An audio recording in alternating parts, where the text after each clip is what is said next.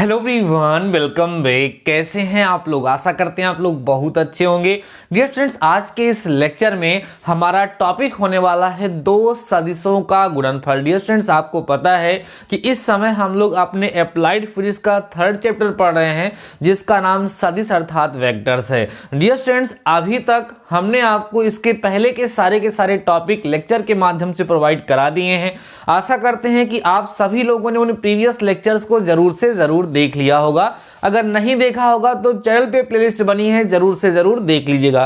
Dear students, आज का हमारा जो टॉपिक है सदिशों का गुणनफल, वो बड़ा ही इंपॉर्टेंट टॉपिक है। आज के इस लेक्चर में हम डिस्कस करेंगे कि दो सदिशों का गुणनफल कैसे किया जाता है, वो कितने का प्रकार का होता है, और एकदम कंप्लीट तरीके से आपको हम यहाँ पर डिस्कस करके दिखाएंगे कि दो सदिशों का अदिश गुणन क्या होता है, दो सदिशों का सदिश गुणन क्या होता है, अदिश गुणन की क्या क्या प्रॉपर्टीज होती हैं, उसमें ऐसी कौन सी चीजें हैं जो हमें हमेशा याद रखनी चाहिए, जो हमारे क्वेश्चंस में हमारी हेल्प करेंगी। साथ ही साथ दो सदिशों का सदिश गुणनफल क्या होता है, वहां पर क्या क्या इंपॉर्टेंट टॉपिक्स है, सारी की सारी बातें आज के इसी लेक्चर में हम डिस्कस करने वाले हैं। सो डियर स्टूडेंट्स, लेक्चर बेहद इंपॉर्टेंट होने वाला है, एक भी पॉइंट को स्किप मत करिएगा। आइए फटाफट से आज का लेक्चर हम लोग स्टार्ट करते हैं। डियर स्टूडेंट्स, हमारा टॉपिक है दो सदिशों का गुणन अर्थात multiplication of two vectors. First of all आप ये जान लीजिए डियर स्टूडेंट्स कि दो सदिशों का जो गुणनफल होता है, दो सदिशों का जो गुणन होता है वो दो प्रकार का होता है। देखिए कौन कौन सा।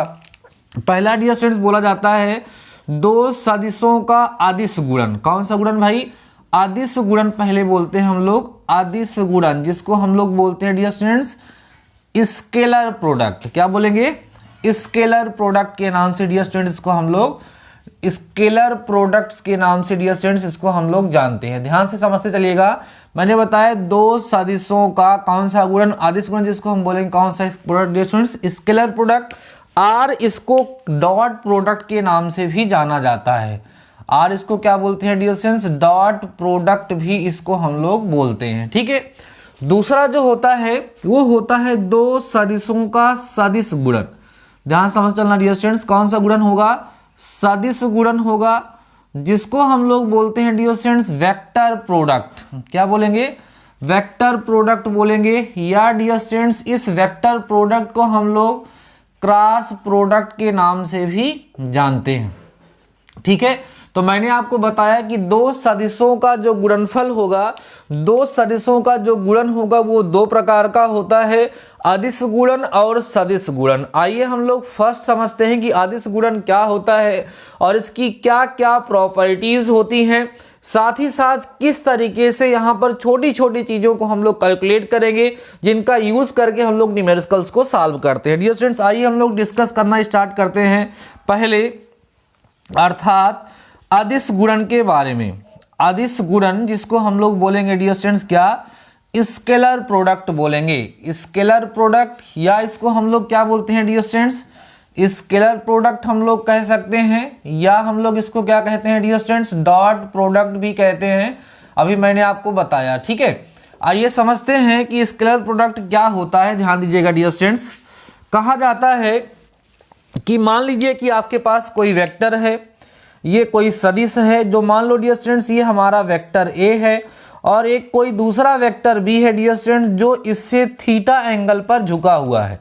अर्थात ये हम कह सकते हैं कि हमारे इस वेक्टर ए और वेक्टर बी के बीच का जो कोण है वो थीटा है। तो इनके अदिश गुणन को, वेक्टर ए और वेक्टर बी के अदिश गुणन को डियर स्टूडेंट्स ऐसे vector A dot vector B से डिनोट किया जाता है। इक्वल होता है mod of vector A into mod of vector B into में डियर स्टूडेंट्स होता है कॉस थीटा। क्या होता है? Vector A dot vector B equal होता है mod of vector A dot mod of vector B into cos theta के बराबर होता है। मान लीजिए कि आपके एग्जाम में डेफिनेशन पूछ लिया जाए कि दो सदिशों का अदिश गुणन किसे कहते हैं, तो आप लिखोगे यदि दो सदिशों का गुणा किया जाए और हमें एक अदिश राशि प्राप्त हो, स्केलर क्वांटिटी प्राप्त हो, तो उस सिचुएशन में उन दोनों सदिशों का गुणनफल अदिश कहलाता है। अगर हमारे पास दो सदिश वेक्टर ए और वेक्टर बी दिए गए हैं, उनके बीच में थीटा एंगल बन रहा है, तो वेक्टर ए और वेक्टर बी के अदिश गुणन को अर्थात स्केलर प्रोडक्ट को हम vector A dot vector B से रिप्रेजेंट करते हैं, जहां vector A dot vector B जो होता है dear students mod of vector A into mod of vector B cos theta के बराबर होता है। क्लियर हो गई बातें? जहां पर ये क्या है, वेक्टर ए क्या है, मॉड जो है डियर स्टूडेंट्स, ये वेक्टर ए का क्या है, मापांक है, आपको पता होगा। ये वेक्टर ए का मापांक है, आप कह सकते हैं मैग्नीट्यूड है, मैग्नीट्यूड है डियर स्टूडेंट्स, किसका, मैग्नीट्यूड ऑफ वेक्टर ए है। और ये मॉड ऑफ वेक्टर बी जो लिखा है डियर स्टूडेंट्स, ये क्या है, वेक्टर बी का वही मापांक है, अर्थात डियर स्टूडेंट्स क्या है, मैग्नीट्यूड है। और थीटा आपको पता चल चुका है कि थीटा इन दोनों के बीच में डियर स्टूडेंट्स बना हुआ क्या है, कोण है। क्लियर हो गई बातें। आइए कुछ हम लोग यहाँ पर प्रॉपर्टीज के बारे में डिस्कस कर लेते हैं डियर स्टूडेंट्स। जो सबसे ज्यादा यूज होने वाली होती है, डॉट प्रोडक्ट की प्रॉपर्टीज क्या होती हैं। जो हमारा डॉट प्रोडक्ट है, अर्थात इसको हम स्केलर प्रोडक्ट कहते हैं, इसकी सबसे बेसिक प्रॉपर्टी जो सबसे ज्यादा यूज होती है, मैं केवल वही बताऊंगा कि डियर स्टूडेंट जो सदिशों का गुणनफल होता है वो क्रम विनिमेय होता है। क्या होता है, क्रम विनिमेय होता है, ध्यान रखिएगा। इसी यही इतना आपके सिलेबस में, इसलिए मैं इतना ही बता रहा हूं, बाकी प्रॉपर्टीज तो बहुत सारी हैं। साहचर्य नियम होता है, डिस्ट्रीब्यूटिव होता है, मान्य वितरण नियम होता है, बट वो सब छोड़िए, अभी जितना आपको यूज करना है उतना बता रहा हूं। क्रम विनिमेय मीन्स कॉम्यूटेटिव।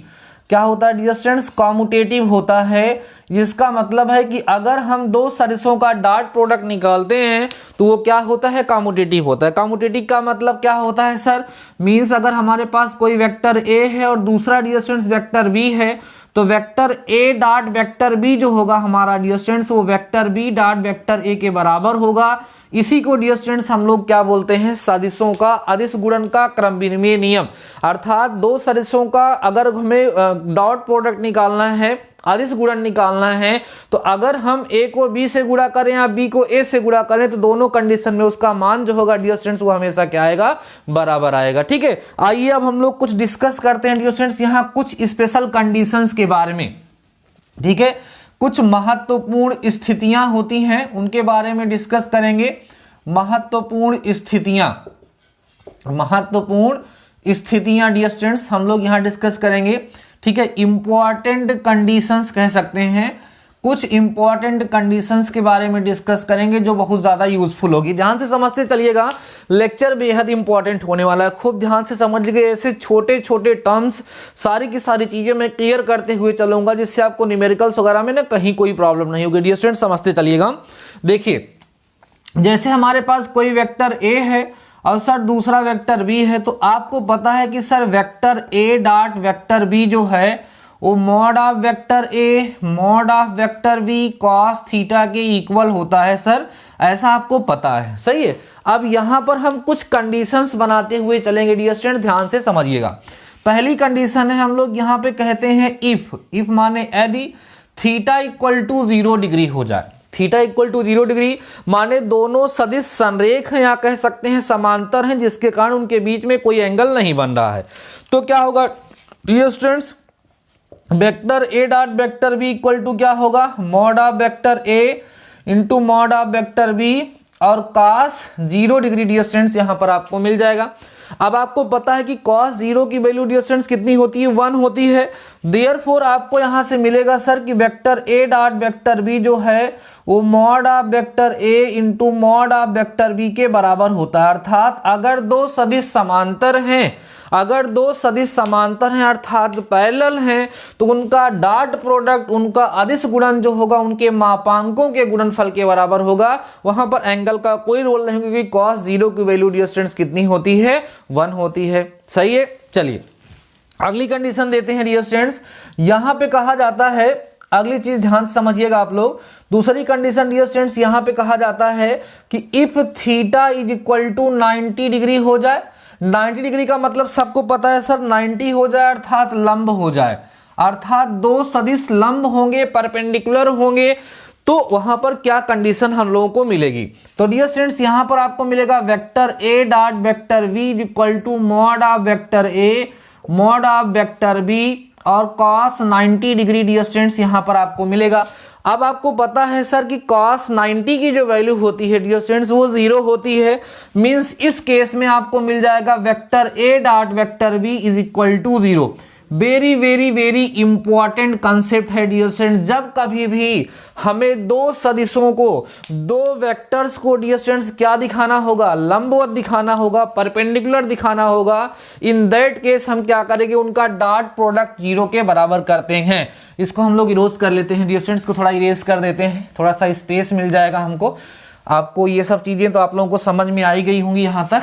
देखिएगा ध्यान से डियर स्टूडेंट्स, हमने आप लोगों से बोला कि यहां पर दो कंडीशन हम लोगों ने देख लिया। बहुत इंपॉर्टेंट ये है, जब कभी भी आपको दिया होगा दो सदिश परस्पर लंबवत हैं तो आप लोग हमेशा समझ लीजिएगा कि उनका डॉट प्रोडक्ट क्या होगा, 0 होगा। या दो सदिशों का डॉट प्रोडक्ट अगर 0 दिया है तो जान लीजिए दोनों सदिश परस्पर क्या होंगे डियर स्टूडेंट्स, लंब होंगे। कोई डाउट तो नहीं है। चलिए ध्यान रखिएगा इसको आप लोग। आगे हम बात करते हैं कंडीशन और है डियर स्टूडेंट्स, थर्ड कंडीशन के बारे में।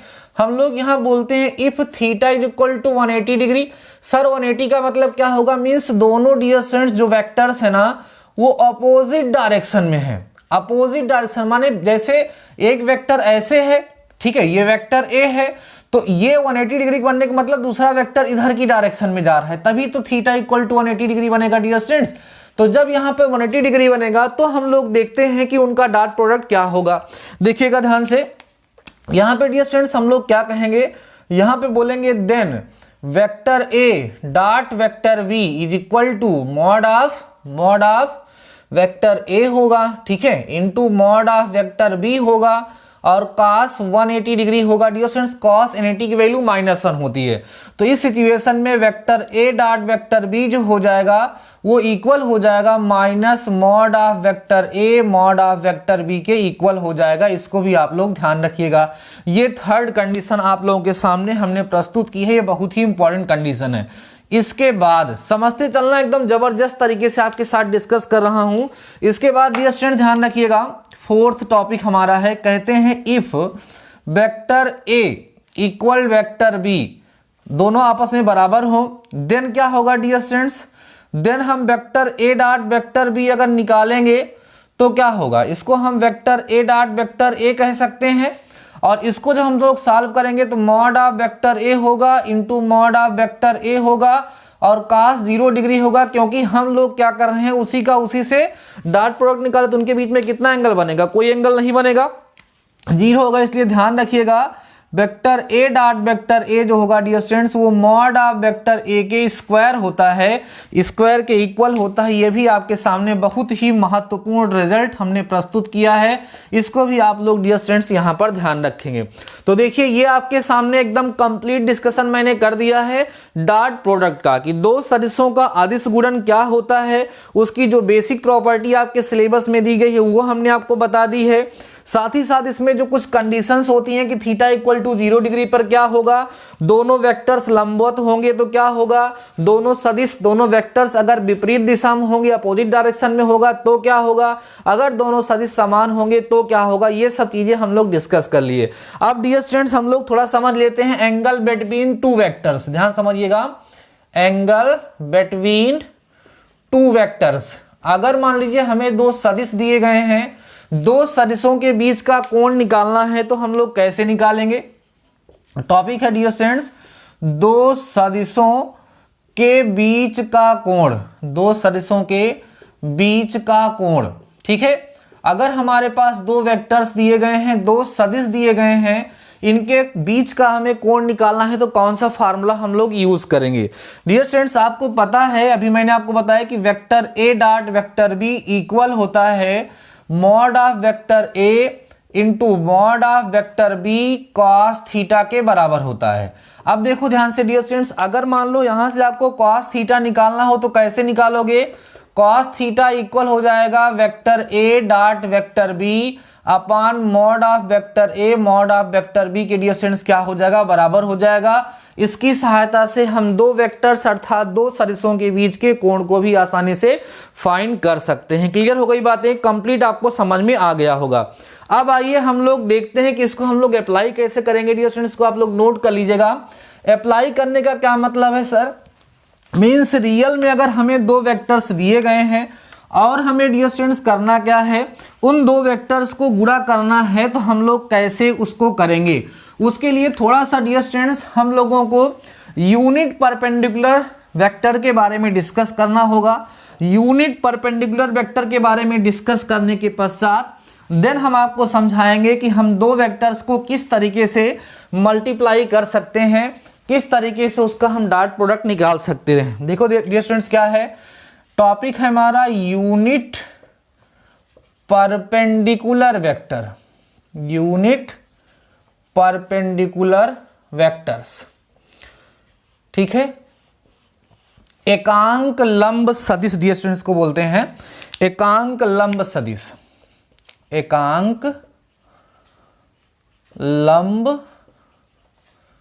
सदिश, ठीक है। एकांक लंब सदिश जिसको हम बोलेंगे यूनिट परपेंडिकुलर वेक्टर। ये कौन है सर हमारे, ये तीन होते हैं, आई कैप, जे कैप और के कैप। क्या खास बात है, खास बात ये है कि mod of vector I equal mod of vector J equal mod of vector के इक्वल 1 होता है। ये तीनों के तीनों सदिश क्या हैं, एकांक सदिश हैं, यूनिट वेक्टर हैं। इसलिए डियर स्टूडेंट्स इन तीनों के तीनों सदिशों का जो मापांक होता है वो बराबर होता है, और किसके बराबर होता है, 1 के बराबर होता है। साथ ही साथ अगर हम डियर स्टूडेंट्स यहाँ पर बात करें आई कैप, जे कैप और के कैप के बीच के जो एंगल्स बनते हैं, तो इनके एंगल जो होते हैं हमेशा 90 डिग्री होते हैं, इसलिए इनको क्या बोला जाता है, unit perpendicular vector. Unit perpendicular vector क्यों बोलते हैं, क्योंकि इनका जो मैग्नीट्यूड है, इनका जो मापांक है वो 1 है, इसलिए इनका नाम यूनिट हो गया। और परपेंडिकुलर क्यों, क्योंकि एक दूसरे के क्या है डियर स्टूडेंट्स, परपेंडिकुलर। तो हमें ये समझना है कि ये जो हमारे यूनिट परपेंडिकुलर वेक्टर्स हैं, जो एकांक लंब सदिश हैं, इनका डॉट प्रोडक्ट क्या होगा। तो डियर स्टूडेंट्स ध्यान रखिएगा कि I cap dot I cap बराबर होगा जे कैप डॉट जे कैप बराबर होगा के कैप डॉट के कैप के, और इसका मान डियर स्टूडेंट्स हमेशा 1 होता है।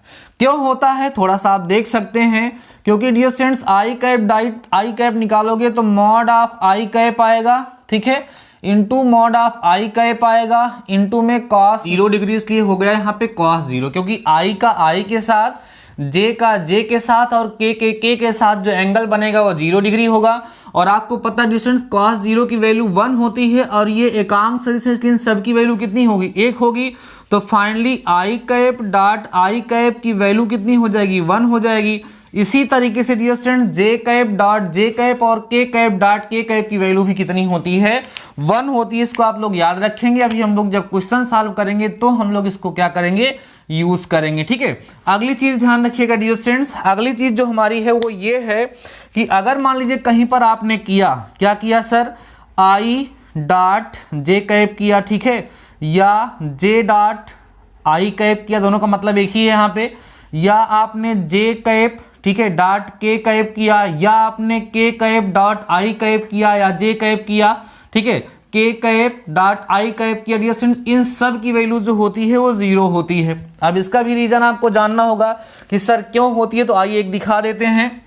जैसे डियर स्टूडेंट्स हम लोग आई कैप डॉट जे कैप की बात करें, तो आई कैप डॉट जे कैप क्या होगा, ध्यान दीजिएगा, इक्वल होगा आई कैप का मॉड और जे कैप का मॉड, और यहाँ होगा डियर स्टूडेंट कॉस 90 डिग्री, और कॉस 90 की वैल्यू कितनी होती है, 0। इसलिए डियर स्टूडेंट्स यहाँ पर आई कैप डॉट जे कैप जब आप निकालोगे तो फाइनली आपको 0 मिल जाएगा। इसी तरीके से इन सब की वैल्यू जो हमने यहाँ पे फाइंड की डियर स्टूडेंट्स क्या हो जाती है, 0 हो जाती है। समझ में आ गई होगी बातें आप लोगों को कि जो हमारे यूनिट परपेंडिकुलर वेक्टर्स हैं, जो हमारे एकांक लंब सदिश हैं, उनका डॉट प्रोडक्ट क्या होता है और कैसे होता है।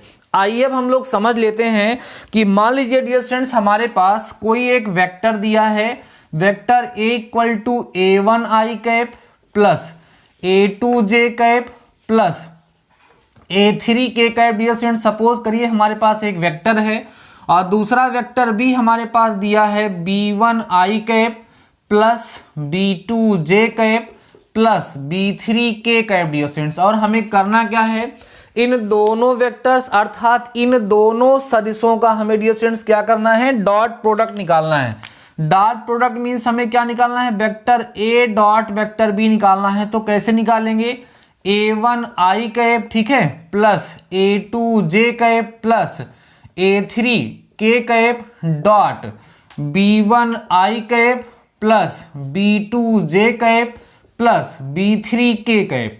अब डियर स्टूडेंट्स को सबको मल्टीप्लाई करने की जरूरत नहीं होती है, क्योंकि देखो इसका मल्टीप्लाई इसका इसके साथ होगा, फिर इसका इसके साथ होगा। तो A1 का जब B1 के साथ होगा तो I cap dot I cap की वैल्यू 1 हो जाएगी, लेकिन जब A1 का मल्टीप्लाई B2 के साथ होगा तो I cap dot J cap की वैल्यू 0 हो जाएगी। ऐसे इसकी वैल्यू इसके साथ जाएगी तो वो भी 0 हो जाएगी। इसलिए इसका डायरेक्ट डॉट प्रोडक्ट निकालने का डियर स्टूडेंट जो तरीका होता है, जो मेथड होता है, वो होता है कि I का I के साथ मल्टीप्लाई कर लो, J वाले का J वाले के साथ कर लो और K वाले का K वाले के साथ कर लो। आराम से आपको इसका डॉट प्रोडक्ट मिल जाएगा। मीन्स हमें अगर vector A dot vector B यहां से चाहिए होगा तो क्या मिलेगा, A1 B1 plus A2 B2 plus A3 B3। समझ में आ गई डियर स्टूडेंट्स बातें आप लोगों को? केवल और केवल I का I के साथ और J का J के साथ और साथ ही साथ K का K के साथ प्रोडक्ट निकल जाएगा और उसमें और सभी के सभी टर्म्स क्या हो जाते हैं, 0 हो जाते हैं। एक छोटा सा एग्जांपल और आपके साथ डिस्कस कर लेते हैं। जैसे डियर स्टूडेंट्स मान लो vector A is equal to 2I cap दिया है प्लस 3J कैप दिया है प्लस 2K कैप दिया है, ठीक है। और डियर स्टूडेंट्स वेक्टर V जो है आपको मान लीजिए दिया है I कैप, ठीक है, और दे दिया गया है 2J कैप और सपोज कर लीजिए 3K कैप यहां पर आपको दिया गया है। और हमें क्या करना है, यहाँ पर vector A dot vector B निकालना है। मीन्स वेक्टर A और वेक्टर B का हमें डॉट प्रोडक्ट निकालना है। तो हम लोग कैसे निकालेंगे, वही तरीका होगा ना, vector A dot vector B is equal to 2I cap plus 3J cap plus 2K cap, dot लिखोगे इसके साथ I cap plus 2J cap plus 3K cap. समझ आ रहा है डियर स्टूडेंट्स? अब हम लोग क्या करेंगे, इसमें इसके प्रोडक्ट को फाइंड करने का तरीका है डियर स्टूडेंट्स कि हम लोग I वाले का I वाले के साथ कर लें, J वाले का J वाले के साथ कर लें और K वाले का K वाले के साथ कर लें, क्योंकि बाकी सब का जब मल्टीप्लाई होगा तो वो सब के सब डियर स्टूडेंट्स क्या हो जाएंगे, 0 हो जाएंगे। आइए करते हैं हम लोग, देखते हैं क्या मिलता है यहाँ पर। तो vector A dot vector B is equal to इसका इसके साथ होगा तो 2 आएगा डियर स्टूडेंट्स, कितना, 2 आएगा। और उसके बाद फिर किसका किसके साथ होगा डियर स्टूडेंट्स, इसका इसके साथ होगा तो कितना आएगा, बोलो, समझो ध्यान से। I का I के साथ जब हो जाएगा डियर स्टूडेंट्स तो हमें एक चीज ध्यान रखो, जब vector A dot vector B आप लोग निकालते हो तो वहां पर हमेशा आपको स्केलर क्वांटिटी मिलेगी। ये मत सोचिएगा कि उसके साथ I कैप J कैप और K का कैप आपके साथ लगा रहेगा, नहीं लगा रहेगा डियर स्टूडेंट्स, क्योंकि आपको बताया गया ना कि हम लोग स्केलर प्रोडक्ट निकाल रहे हैं, हम लोग अदिश गुणन प्राप्त कर रहे हैं। माने दो सदिशों को जब हम गुणा करेंगे तो हमें वहां पर स्केलर क्वांटिटी मिलेगी, अदिश राशि मिलेगी, इसलिए वहां पर I कैप J कैप और K कैप ये सारी चीजें खत्म हो जाएंगी। तो डियर स्टूडेंट्स इसका किसके साथ, 2 का 1 के साथ हो गया, 3 का 2 के साथ होगा, 3 दूना 6 हो जाएगा, ठीक है, और इसका 2 3 6 हो जाएगा। मीन्स यहां पर vector A dot vector B आप निकालोगे 6 6 12 2 14, ये vector A dot vector B की वैल्यू यहां से डियर स्टूडेंट्स आप लोगों को क्या हो जाएगी, फाइंड हो जाएगी। तो अब आप लोगों ने कंप्लीट तरीके से ये समझ लिया होगा कि दो वेक्टर्स, दो सदिशों का अदिश गुणन क्या होता है और इसको हम लोग कैसे फाइंड करते हैं क्वेश्चंस में, इसका क्या क्या यूज कर सकते हैं, सारी की सारी चीजें आप लोगों को समझ में डियर स्टूडेंट्स आ गई होगी। आज के इस लेक्चर में मैंने आप लोगों को बताना यहां से स्टार्ट किया है कि सदिशों का गुणनफल क्या होता है, जिसमें डियर स्टूडेंट्स हमने आपको बताया कि जो सदिशों का गुणनफल होता है वो 2 प्रकार का होता है, सदिशों का अदिश गुणन और सदिशों का सदिश गुणन।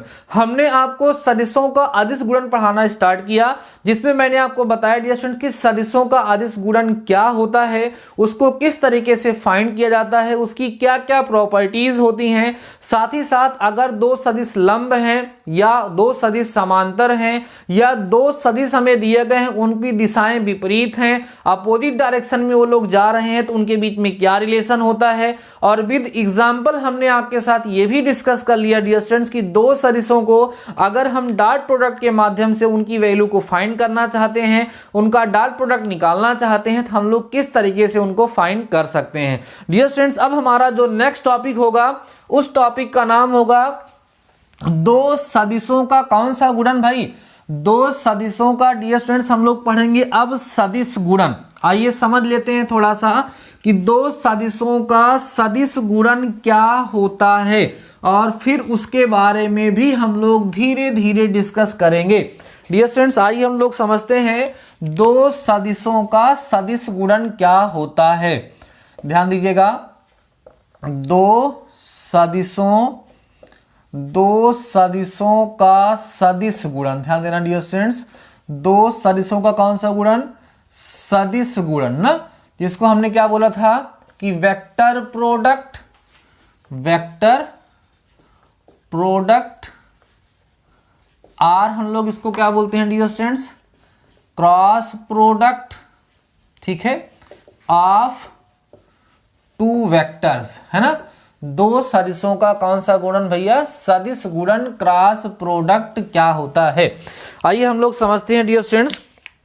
मान लीजिए कि हमारे पास ये कोई वेक्टर है जो वेक्टर ए है, और ये हमारे पास दूसरा वेक्टर है डियर स्टूडेंट्स जो वेक्टर बी है। इनके बीच में थीटा एंगल बन रहा है।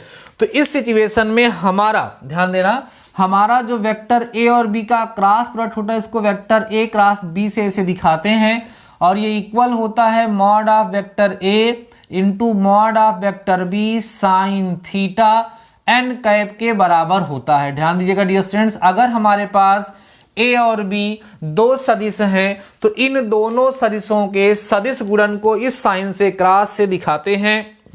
पढ़ेंगे vector A cross vector B equal to mod of vector A mod of vector B sine theta N cap क्या है। डियर स्टूडेंट्स, अब कभी कभी ये मान लीजिए आपके एग्जाम में डेफिनेशन आ गई, भैया दो सदिशों का सदिश गुणन कहते किसे हैं, दो सदिशों का सदिश गुणन क्या होता है, तो आप क्या बताएंगे वहां पर? यदि हम दो सदिश राशियों को, दो सदिशों को गुणा करें और उनका गुणनफल, उनका जो प्रोडक्ट है डियर स्टूडेंट्स, वो अगर हमें सदिश राशि प्राप्त होती है तो उन दोनों सदिशों का गुणनफल क्या कहलाता है? सदिश गुणन कहलाता है। ठीक है, अब देखो ध्यान से, यहां पर जब हम वेक्टर ए और वेक्टर बी का क्रॉस प्रोडक्ट निकाले तो मॉड ऑफ वेक्टर ए आया, mod of vector B into sine theta आया। अगर हम इतने की बात करें डियर स्टूडेंट्स, तो इतना आपके सामने जो दिख रहा है ये क्या है? इतना जो आपके सामने दिख रहा है डियर स्टूडेंट्स, ये हमारे पास जो लिखा है ये एक स्केलर क्वांटिटी है, इसलिए सामने एन कैप लगा है। जो एन कैप आपके सामने यहाँ पर लगा हुआ है यही इसकी दिशा को दिखाएगा। और डियर स्टूडेंट्स, अगर इसमें दिशा अर्थात डायरेक्शन होगी ही नहीं तो कहां से ये वेक्टर कहलाएगा? तो याद ध्यान रखिएगा, जहां एन कैप जो है डियर स्टूडेंट्स वो एकांक लंब सदिश है। एकांक क्या है? लंब सदिश है डियर स्टूडेंट, जो इसके डायरेक्शन को दिखाता है। इसकी दिशा क्या होती है? ध्यान समझिएगा डियर स्टूडेंट, जैसे यहां पर हमारे पास दो वेक्टर हैं, वेक्टर ए और वेक्टर बी हैं, तो इनका क्रॉस प्रोडक्ट निकाला गया है, तो इनके लंबवत देखो जो मेरा यहां मार्कर रखे हुए हैं इस तल के लंबवत है। एन कैप हमेशा क्या होगा? इस तल के लंबवत होगा और यही इसकी दिशा को दिखाएगा। अब डियर स्टूडेंट्स, इस तल के लंबवत एक रेखा ऐसे बाहर की तरफ हो सकती है और एक रेखा ऐसे बोर्ड के अंदर की तरफ भी हो सकती है। तो इसका मान इधर वाला कब होगा, अंदर वाला कब होगा? ध्यान रखिएगा डियर स्टूडेंट, जब ऐसे होगा एंटी क्लॉकवाइज डायरेक्शन में जब रोटेशन होगा उस सिचुएशन में जो हमारा ये होगा एंगल, और जो डायरेक्शन होगा वो बाहर की तरफ होगा, और क्लॉकवाइज डायरेक्शन में होगा तो जो इसका डायरेक्शन होगा डियर स्टूडेंट्स वो कहां होगा? अंदर की तरफ होगा। और अंदर की तरफ होगा तो निगेटिव होगा और ऊपर की तरफ होगा तो पॉजिटिव होगा। मींस एक्स वाई और जेड एक्सिस होते हैं।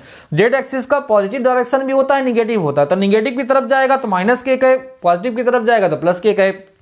या आप ऐसे दाहिने हाथ का रूल समझ लीजिए, अपने हाथ की उंगलियों को ऐसे यहां पे लगाइए, जिस डायरेक्शन में फोल्ड करना, जिस डायरेक्शन में प्रोडक्ट निकाल रहे हो, तो जो अंगूठे का डायरेक्शन होगा वो एकांक लंब सदिश एन कैप के डायरेक्शन को प्रदर्शित करता है, उसको रिप्रेजेंट करता है, दिखाता है।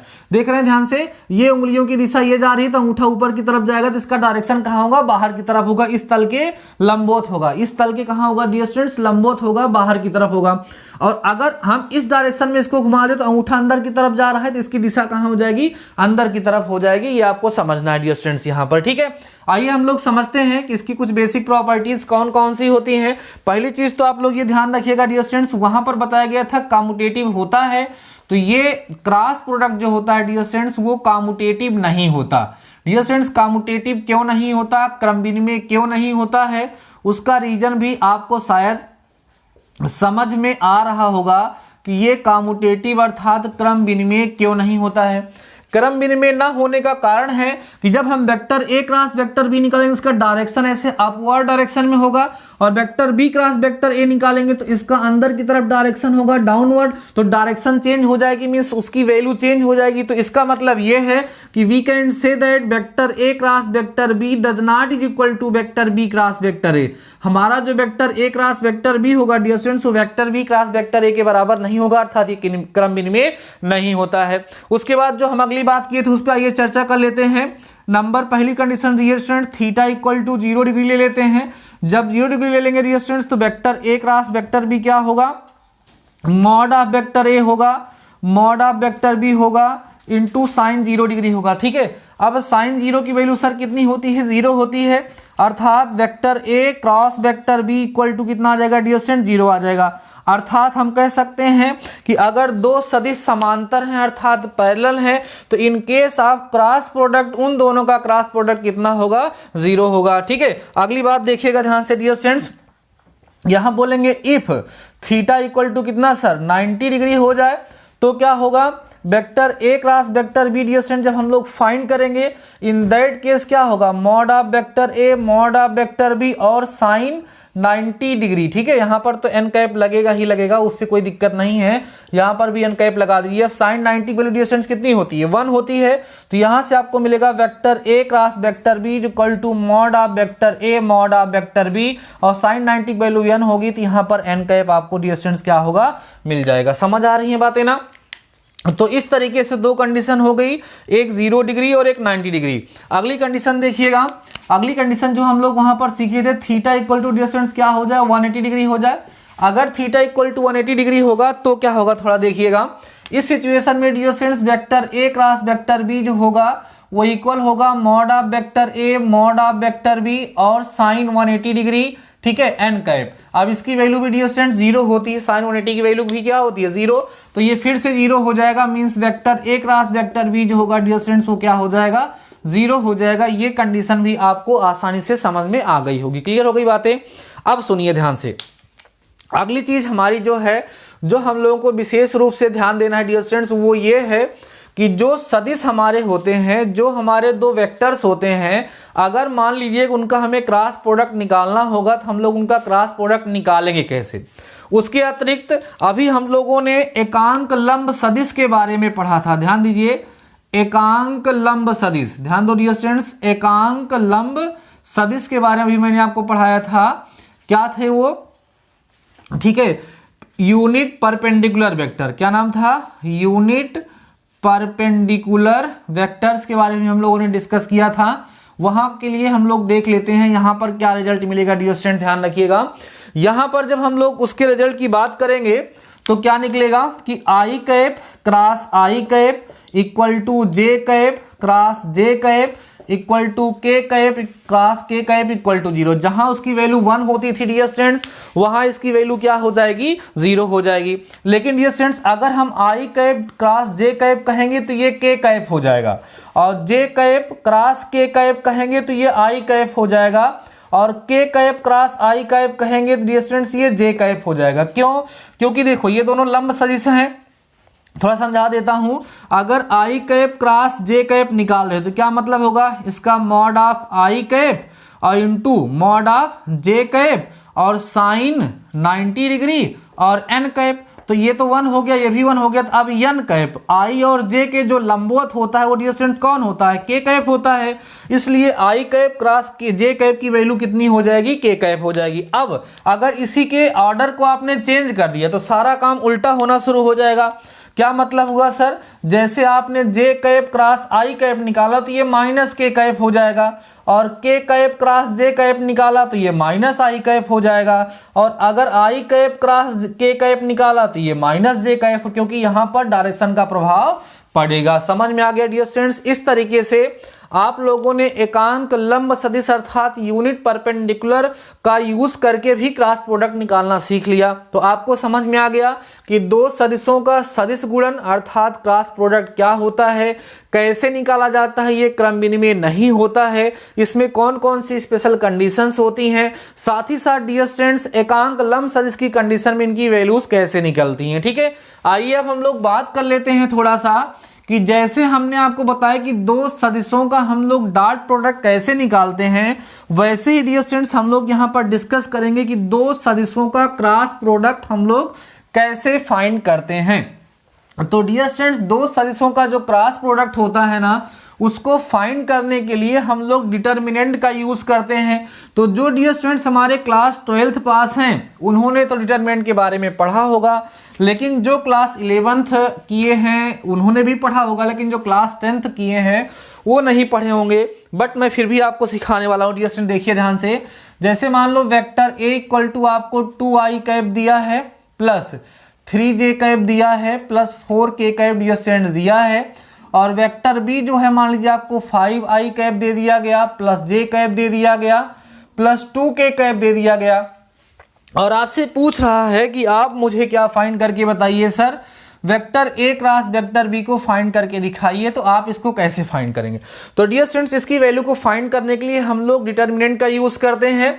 यहां लिखा जाता है i cap, j cap, k cap, और यहां इसकी वैल्यू लिख देते हैं 2, 3 और 4, बाकी 5, 1 और 2 लिख करके इस डिटर्मिनेंट को सॉल्व किया जाता है। जब इस डिटर्मिनेंट को हम लोग सॉल्व कर लेते हैं, इन दैट केस हमें इसकी वैल्यू मिल जाती है। कैसे सॉल्व किया था थोड़ा देख लीजिएगा डियर स्टूडेंट्स।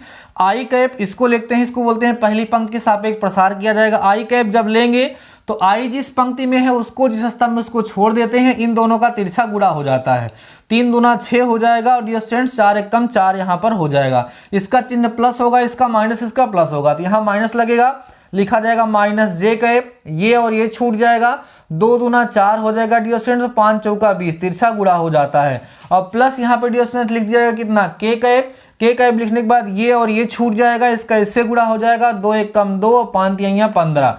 इसको हम लोग सॉल्व कर डालेंगे।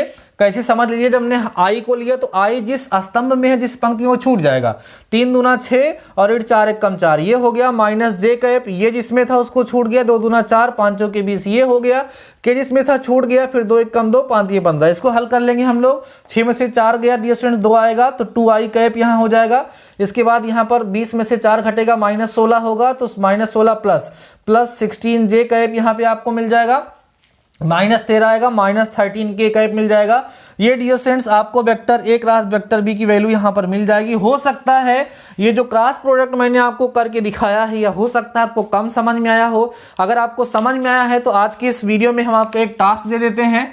Vector A equal to 2i cap plus 3j cap minus k cap, और vector B equal to 5i cap plus K cap ले लीजिएगा, ठीक है। और वेक्टर ए क्रॉस वेक्टर भी हमें निकाल के दिखाइएगा। यहाँ पर जे की वैल्यू डियर स्टूडेंट्स 0 है, ठीक है। आशा करते हैं कि ये सारी चीजें आपको समझ में आ गई होंगी। अगर डिटरमिनेंट आप लोगों ने नहीं पढ़ा होगा तो हो सकता है ये कम समझ में आया हो, लेकिन अब मैं डिटरमिनेंट भी स्टार्ट करने वाला हूँ मैथ्स में, तो अगर कोई डाउट होगा तो वो भी डियर स्टूडेंट्स क्लियर हो जाएगा। तो डियर स्टूडेंट्स आज के इस लेक्चर में काफी स्पीड में, काफी अच्छे तरीके से मैंने आपको सदिशों का गुणनफल कंप्लीट तरीके से सिखा दिया है। दो सदिशों का अदिश गुणन क्या होता है, सदिश गुणन क्या होता है, उसकी प्रॉपर्टीज क्या होती है, 100% आप लोगों को समझ में आ गई होंगी। आई होप आपके माइंड में कहीं पर भी कोई भी डाउट नहीं होगा। अगर आपके माइंड में कोई डाउट हो तो आप कमेंट सेक्शन में आकर के उसको बता सकते हैं। तो डियर स्टूडेंट्स अगर आपको ये लेक्चर, आज की ये क्लास पसंद आई है तो प्लीज सभी लोग इसको लाइक करिएगा और कमेंट सेक्शन में अपना सपोर्ट दिखाइएगा। साथ ही साथ अपने दोस्तों को शेयर करना बिल्कुल मत भूलिएगा। तो ठीक है डियर स्टूडेंट्स, आज के इस लेक्चर में बस इतना ही। तब तक लिए शानदार रहिए, मस्त रहिए, पढ़ते जरूर रहिए। मिलते हैं नेक्स्ट लेक्चर के साथ, तब तक अपना ख्याल रखिए। All the best.